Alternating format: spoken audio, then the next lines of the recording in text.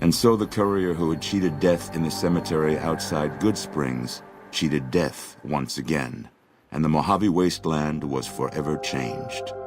The new California Republic celebrated its second victory at Hoover Dam, establishing definitive control over the entire Mojave Wasteland. Soon after, they negotiated terms to annex the Strip, Freeside, and many surrounding communities.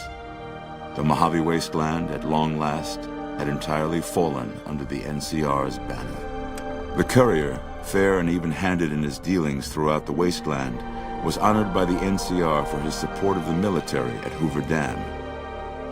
He was presented with the Golden Branch, the highest civilian decoration given by the Republic. Tabitha and Rhonda went east, through Caesar's land.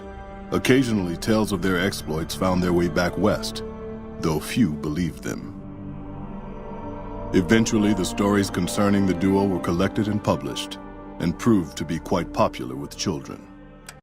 Still grappling with self-doubt over his usefulness in the face of old age, Raul was never able to find peace with himself. Eventually, he left the Mojave and assumed a new name, as he had done so many times before. With the help of the gunrunners, the Boomers developed a healthy trading relationship with the NCR. Eventually, the Boomers began wandering out into the wasteland while still preventing outsiders from entering Nellis. The Brotherhood and the NCR in the Mojave Wasteland declared an official truce, despite continued hostilities between the two in the west. As per their agreement, the NCR handed over all suits of salvaged power armor, and in return, the Brotherhood helped patrol I-15 and Highway 95. Destroyed by the courier, the fiends scattered throughout the wasteland. Without the organization of Motor Runner, Cook, Violet, and driver Nephi, they were easy prey. After the NCR's victory at the dam, in part thanks to follower medical support, NCR allowed the followers to care for refugees as they see fit. Old Mormon Fort expanded its services and was able to aid more people, becoming a refuge for the less fortunate citizens of New Vegas. Though Arcade had not hoped for an NCR victory, he was proud of his role in the defense of Hoover Dam against the forces of Caesar's Legion. Unfortunately, when word spread that Arcade was once a member of the Enclave, he was forced out of the Followers of the Apocalypse. Pursued by bounty hunters, NCR Rangers, and the Brotherhood of Steel, Arcade pushed deep into the Eastern Plains and was never heard from again. Arcade Good Springs saw more trade along I-15 after NCR gained control of the Mojave Wasteland.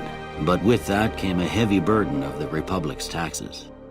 Some old-timers, unable to handle the cost, were forced to move on, grumbling all the while. The slaughter of the Van Graffs and the Crimson Caravan caused no end of trouble for NCR back west. Already struggling, NCR's supply lines suffered further as the two caravans withdrew support until the massacre in the east was resolved. That night, Cass kicked in the door of his room to celebrate, only to find the man on the bed was an NCR soldier whose barracks had been destroyed. He was cute, though, so after having her way with him, she got the hell out, leaving an empty whiskey bottle as a note. As she walked along the dam in the night, she felt drunk, content, and happy to be alive. Which to her was the whole point of it all. During the Battle of Hoover Dam, the Great Khans quickly evacuated Red Rock Canyon and headed north and east into the plains of Wyoming. There, they reconnected with the Followers of the Apocalypse and rebuilt their strength. Bolstered by ancient knowledge of governance, economics, and transportation, they carved a mighty empire out of the ruins of the Northwest. Thanks to the courier and Lily, a cure for the Nightkin's schizophrenia was found shortly after Dr. Henry's experiment concluded. Nightkin and other super mutants in the wasteland flocked to Jacobstown, and the town became known as a haven where a mutant could find peace. Encouraged by the courier to take her medication regularly, Lily's mind eventually attained a semblance of clarity. Her memories dulled by the pills. She cast aside the recording of her grandchildren, no longer remembering its significance. NCR victory at Hoover Dam, the temporary truce between them and the Kings blossomed into a full-scale relief effort for the people. While the NCR made repeated entreaties that Freeside join the Republic, the Kings steadfastly maintained their independence. Having never received a replacement brain, Rex finally succumbed to old age, abruptly shutting down forever one quiet morning. After 2 centuries of life and decades of service to humanity, Rex collapses and dies. Shaped up by the Courier's advice, the Misfits distinguished themselves during the Legion's attack on Camp Golf. Mags was finally promoted to sergeant, and the rest of the Misfits received an official commendation. They continued to serve with distinction for many years. Though Novak was a low-priority target for the Legion, many of Novak's citizens died in its defense.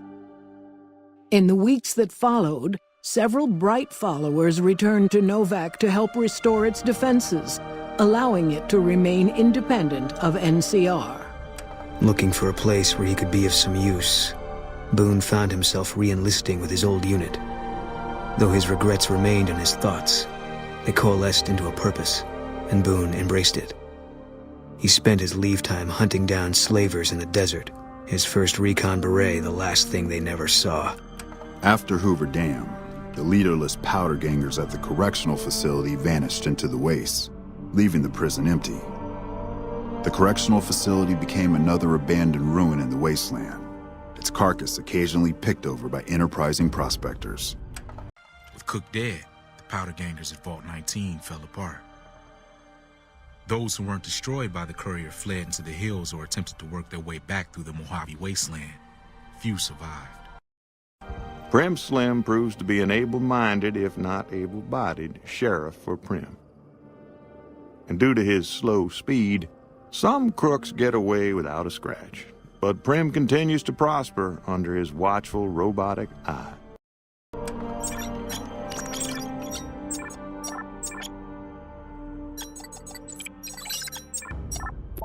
Dam, the remnants disappeared as quickly as they came. Legends of their power spread throughout the Southwest, a reminder of why people once feared the sight of vertibirds in the sky. And so the Courier's road came to an end, for now. In the new world of the Mojave Wasteland, fighting continued, blood was spilled, and many lived and died just as they had in the old world. Because war never changes.